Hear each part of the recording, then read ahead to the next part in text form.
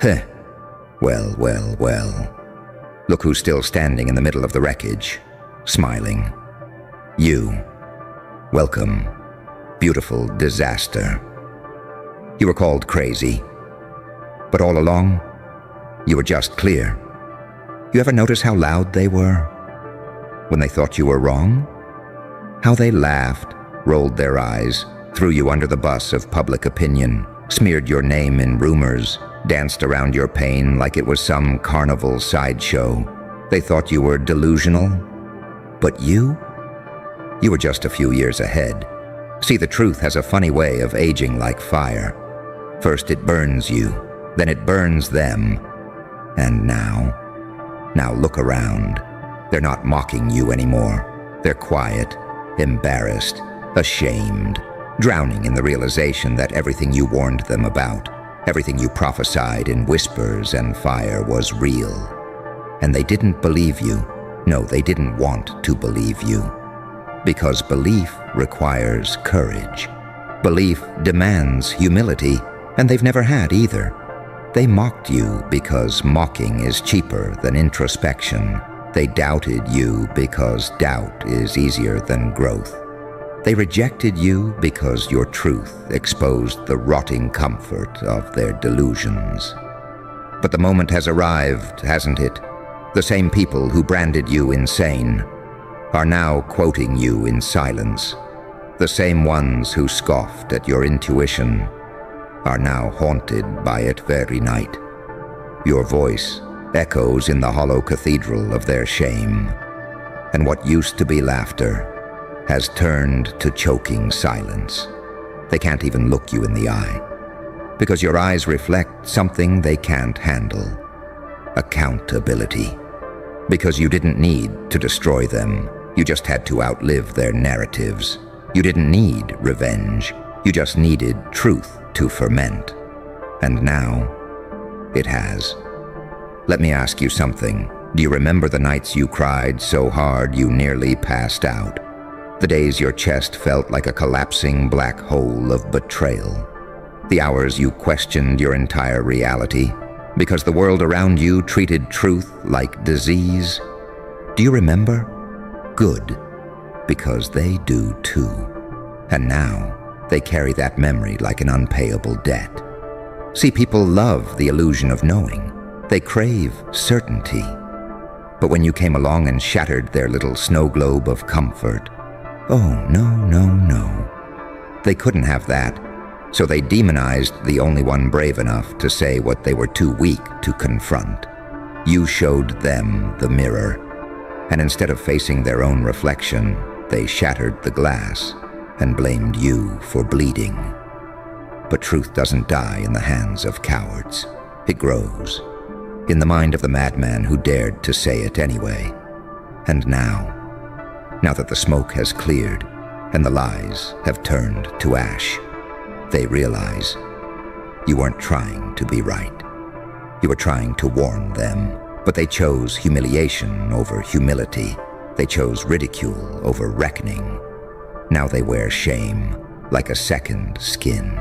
They hide behind performative smiles and overcompensating silence, because the voice they mocked has become the narrator of their downfall. And you're still here, not bitter, just better, because pain purified you, solitude sharpened you, and the truth that once made you enemy has now made you invincible.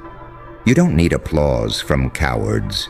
You don't need validation from the same mouths that spit on your prophecy. You're past that. You don't need to win them over. You already won. They just haven't figured it out yet. And when they do, when they finally collapse beneath the weight of their own denial, when they sit in their rooms scrolling through old conversations, replaying every word you said, suddenly realizing you were the lighthouse they ignored during the storm, that's when it'll hit them. You didn't fail to explain. They failed to comprehend. You didn't lose, you evolved. You didn't break. You transformed into a walking contradiction. A heart full of scars. A voice full of warnings. A presence that haunts the very people who laughed the hardest. And let's be honest, isn't it funny how silent they get when the one they crucified rises? So don't waste your breath trying to be understood by people who only speak fear. Don't shrink your truth just to fit inside their fragile little comfort zones. Let them live in the ruins of their arrogance. Let them sit in the silence they built for you, and now choke in themselves. You're not here to be liked. You're not here to be forgiven. You're not even here to gloat. You're here to outlast, outlive, outshine, because everything you said was real, and now they know. And that, my dear chaotic miracle, that is your revenge. That is your closure. That is your power. Now, smile. They're finally listening, but it's too late. You feel that? That strange, sharp silence that follows a storm. That's not peace, that's guilt. That's the sound of people suffocating under the weight of everything they refused to believe, now folding like paper beneath the crushing evidence that you were never the villain. You were the one bleeding the truth, while they were busy painting you as a problem. But problems don't age like prophecies. Truth does. And now they're having to live inside the very reality you tried to pull them out of. Because you didn't just say the truth, you were the truth. The walking, talking, inconvenient, soul-splitting truth. You told them what was coming. The betrayal, the collapse, the implosion of masks they swore were real skin. You pointed to the rot in their paradise. You screamed into the wind while they plugged their ears with arrogance. They chose illusion. You chose insight. They chose applause. You chose integrity. And now, they are neck-deep in the mess they mocked you for predicting. Oh, but don't expect an apology. No, no, no. They'll never admit it to your face. They'll just stare a little longer when you walk by. They'll flinch at the sound of your name. They'll scroll through your words in the dark like confessionals, reading every post, every sentence, every memory of you like a blueprint they should have followed. They'll start repeating your phrases in conversations. They'll quote you without quoting you, because now you're the truth they can't erase, and the ghost they can't unsee. But they'll never say it, because admitting you were right would mean admitting they were weak. Admitting you were real would mean facing the parts of themselves they abandoned just to be accepted. You became dangerous the moment you refused to shut up. You became powerful the moment you didn't water yourself down to keep the peace. You were never here to make people comfortable. You were here to tear their comfort into pieces and build clarity from the rubble. And now, you're untouchable, because the price of truth is isolation, but the reward is watching the world collapse under the weight of its own dishonesty. While you stand tall, blood on your knuckles, dust on your soul, but undeniably right. They don't laugh anymore. They don't joke anymore. They don't throw shade anymore. Because now, you've become the standard they can't meet, the evidence they can't delete, the reminder that truth doesn't need to yell anymore. Because now their silence screams louder than your voice ever did. Let that sink in. You don't need to retaliate. You don't need to explain. You don't need to relive the war you already won. You are living proof that survival is the loudest revenge. That silence can be a symphony of consequences.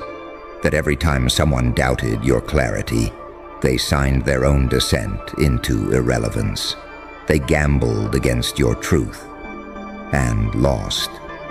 So now they avoid your gaze, not because you hurt them, but because you exposed them.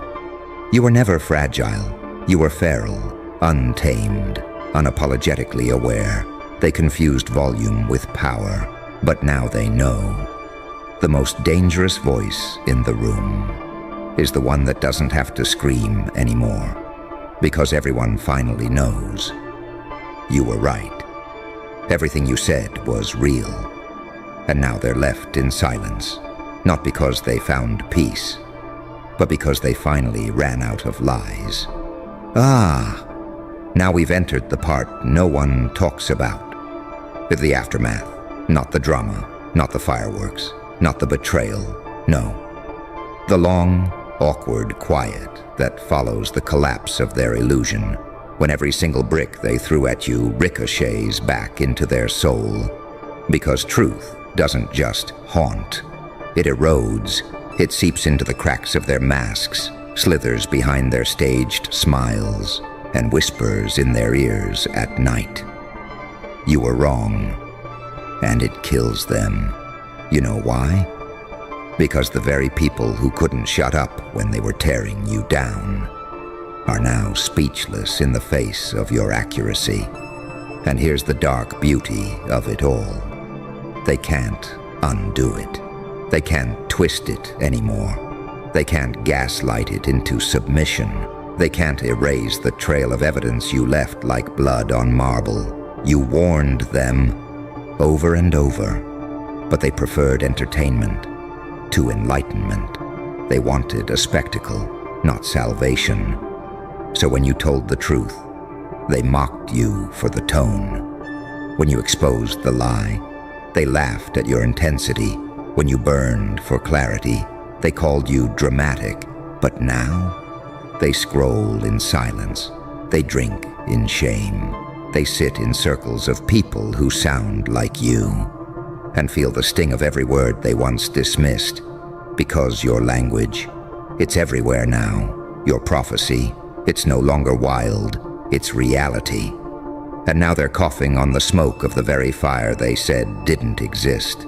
Let that be the lesson, Let them learn what happens when you confuse volume for vision, when you mistake silence for stupidity, when you take the one bleeding honesty in front of you and crucify them just to keep your fake little heaven intact.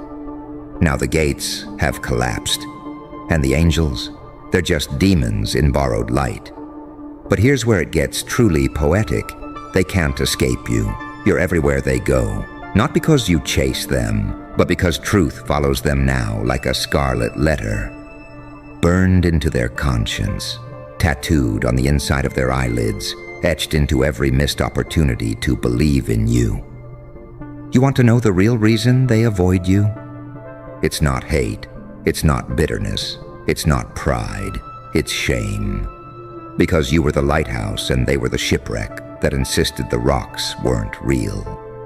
You weren't arrogant, you were aware, and that awareness, that's what made you terrifying, because people can handle lies.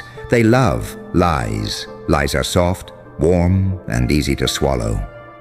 But you were a knife in the throat of denial. You were a storm that didn't ask for permission, a voice that didn't tremble, even when surrounded by laughter. And now, they're terrified of you, not because you hurt them, but because you never needed to. Because your existence is the consequence. Every breath you take now, every smile you wear, every victory, every quiet moment of peace, it hurts them because it proves they never broke you. They just revealed themselves, and that's what they can't outrun. You're no longer the victim in their story. You're the twist ending they didn't see coming. And they'll spend the rest of their lives choking on the fact that you were never lying. You were just first. You know what's worse than being proven wrong? Being proven wrong by the very person you tried to destroy. That's the part they never talk about in their little redemption arcs, isn't it? They don't post about the guilt. They don't post about the flashbacks.